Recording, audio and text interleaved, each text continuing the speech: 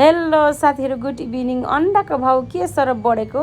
भर्खर अन्डा लिएर आएको। अस्ति टनाउँदाखेरि 550 भन्थ्यो, अहिले 1 क्यारेटको अन्डाको 560। तपाईँहरूतिर कति पुगेको छ? मेरोतिर चाहिँ 560 पुगेको छ साथीहरू है। मैले चाहिँ खाना पनि बेलुकाको पकाउँदैछु यहाँनिर। आज चाहिँ मैले बनाउँदैछु कोदोको पिठो र गहुँको पिठो मिसाएर गिलो रोटी बनाउँदैछु। प्यानकेक इङ्ग्लिसबाट, हाम्रो ठेट नेपालीमा गिलो रोटी। अनि पकाइसकेँ। आजको लाइटली खाने बोइल एग, अनि एउटा पकौडा दिएँ अनि तिनीहरूलाई, अनि एउटा आधी यिनीहरूलाई चाहिँ रोटी दिएँ। किनभने यिनीहरू चाहिँ अघि पनि खाएको थियो पपकर्न सपकर्न चिया खाएर आएको थियो। प्रार्थनाले चाहिँ खानु हुँदैन, अर्कै बनाएर दिनुपर्छ उहाँलाई चाहिँ। अनि मेरो लागि चाहिँ यस्तो कति खाना खानु भनेर जाडोमा लाइटली खाना खाँदैछु म चाहिँ है साथीहरू।